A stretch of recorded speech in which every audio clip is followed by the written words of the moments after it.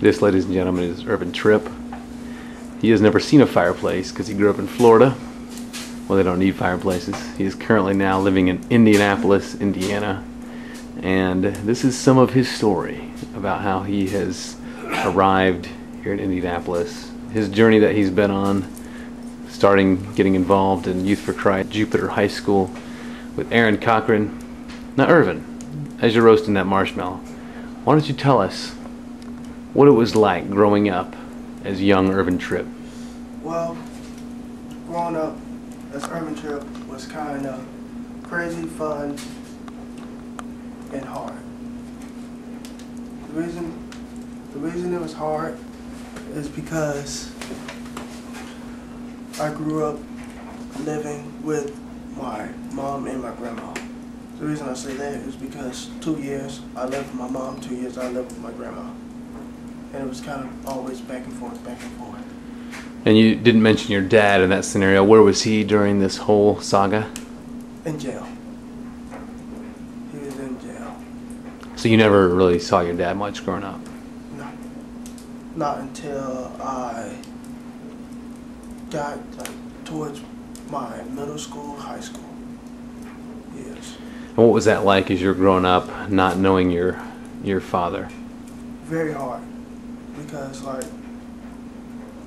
like my friends, they always had their dads to hang out, to go fishing, play ball, or play games. I didn't. I always had to do that with my granddad, my uncles, or even my godparents sometimes.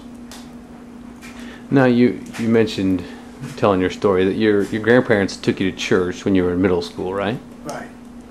Okay, but you didn't get involved with campus life until you were how old?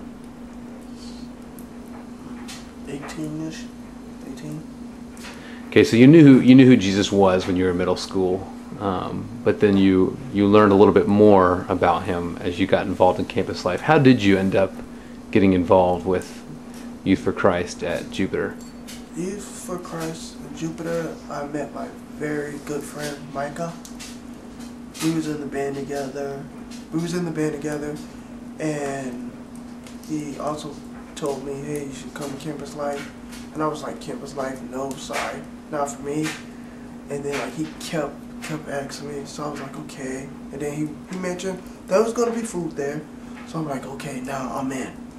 So I went there and just forgot about the food and just went there because it was important. It was they had fun, they played games, but they also had Bible time.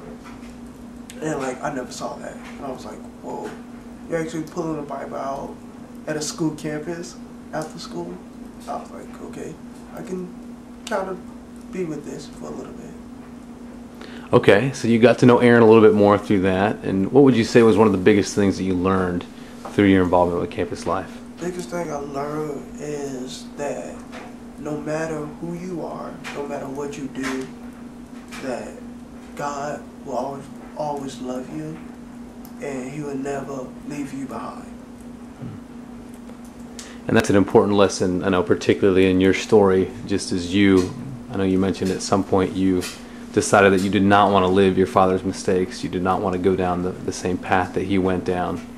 And so I know that lesson means a lot to you personally.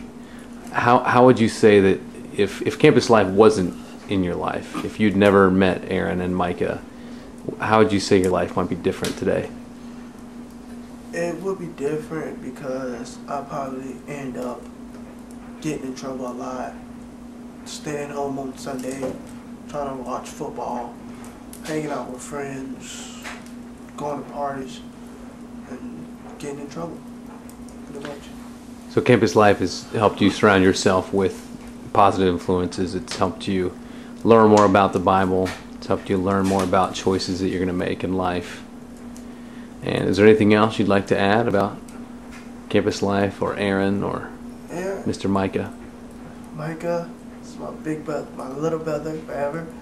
Mr. Aaron, open hands, open heart, cares about every student that comes, that he talks to.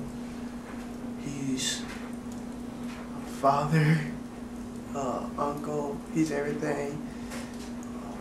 There's things, and without them, I won't be involved. Campus life, but not Micah kept begging me to go and stuff, so that was cool. Well, that's good. We appreciate your time, Mr. Irvin. And it seems like you've survived your first indoor fire. We'll see how you do when the first snowfall comes. But that is all for our episode of The Life of Irvin Tripp.